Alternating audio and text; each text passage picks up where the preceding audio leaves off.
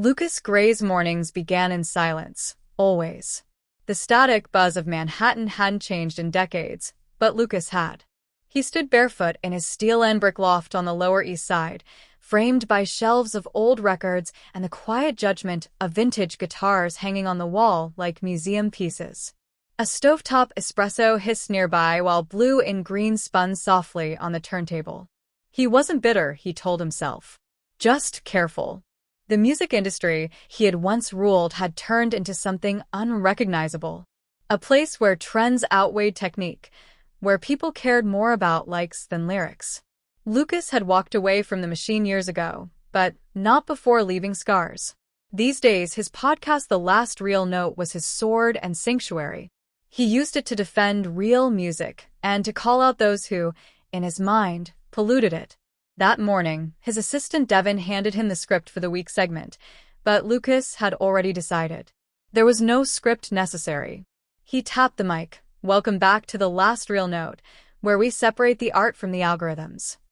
Devin's eyebrows raised when Lucas added. Today's episode?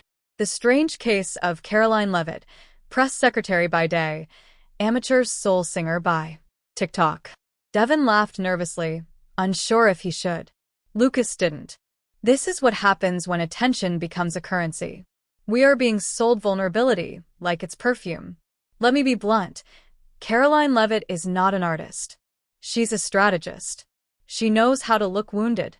She knows how to light a room just right, angle a piano, and whisper a sad song into a ring light.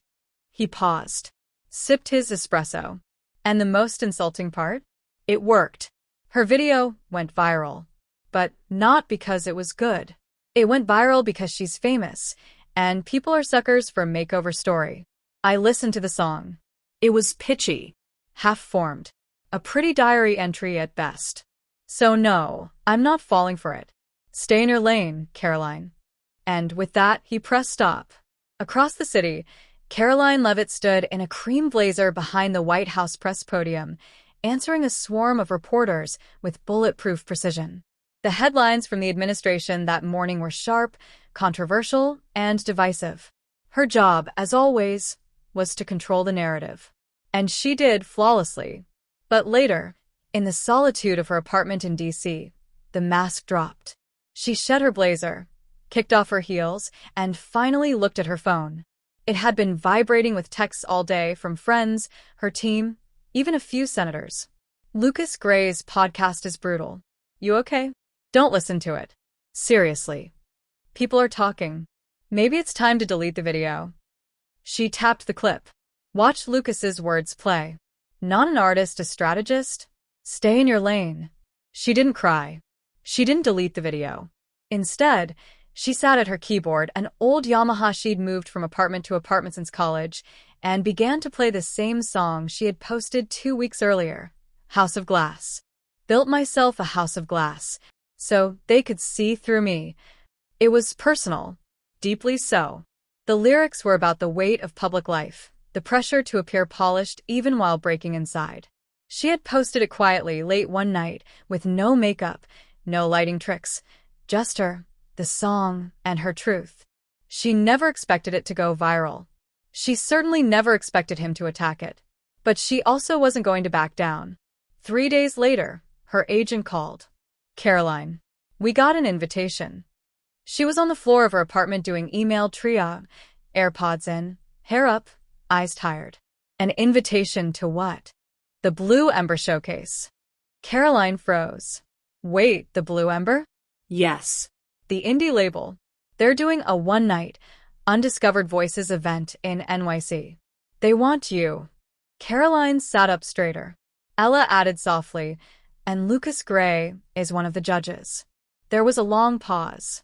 I'm still on the job, Ella, Karoline said, voice a bit shaken. Press secretary to the president. I can't just moonlight at piano bars. It's not a bar. It's a showcase. Low-key. No press. The label promised confidentiality. Ella hesitated. But you need to do this. If only to prove to yourself that you're not just a politician playing make-believe. Karoline said nothing for a long time. Finally, she nodded. Book it. The next 2 weeks were double lives stacked on top of each other. By day, she fielded press briefings, dodged scandals, and held the White House messaging line with iron grace. By night, she stayed up rewriting chords, refining lyrics, and rehearsing her breath control. Javi, a producer friend from college, helped her arrange a stripped-down version of House of Glass, adding subtle strings, emotional dynamics, and moments of silence that said more than any lyric. Her staff had no idea. Only Ella and Javi knew. She told no one in the West Wing. The day of the showcase, she flew to New York under the guise of private family time. No reporters. No aides. No Secret Service detail in the room. Just her, dressed in all black, hair down, eyes calm. The venue was a converted church in Soho, lit with candles, acoustically perfect, smoky with mystery. The audience was a mixture of music critics, label heads, and tastemakers. The judges sat near the stage, front row. Lucas Gray wore a blazer and scarf, arms crossed, face impassive. Karoline's name was last on the program. When they called her up, there was a faint ripple of murmurs. Some recognized her, others didn't. She said nothing as she took her seat at the grand piano. She didn't smile. She didn't posture. She began to play. Built myself a house of glass, so they could see through me. Her voice trembled at first, like it did in the viral video. But then it steadied, grew warmer, fuller. The room quieted. No forks, no chatter. Just stillness. Thought the truth would set me free, but no one saw the cracks. The way she sang it now, it wasn't just a song. It was a confession. A confrontation. A fight to exist outside the job, the headlines, the labels. She didn't try to dazzle. She just told the truth. When the last note faded, she didn't wait for applause. She stood, nodded once, and walked off stage. The room was completely still. And then, thunderous applause. Lucas Gray remained seated, then slowly rose.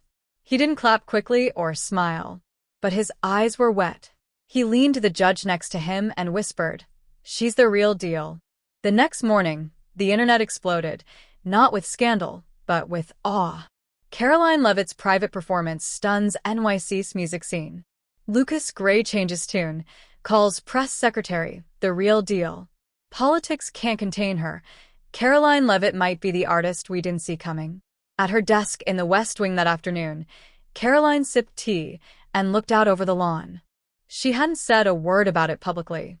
She wouldn't. Not yet. But that night, she opened her notebook and wrote a new verse about silence and sound and the space in between where truth lives. And somewhere across town, Lucas sat in his studio, headphones on, listening to a raw demo Javi had just sent him. He hit play, and he smiled.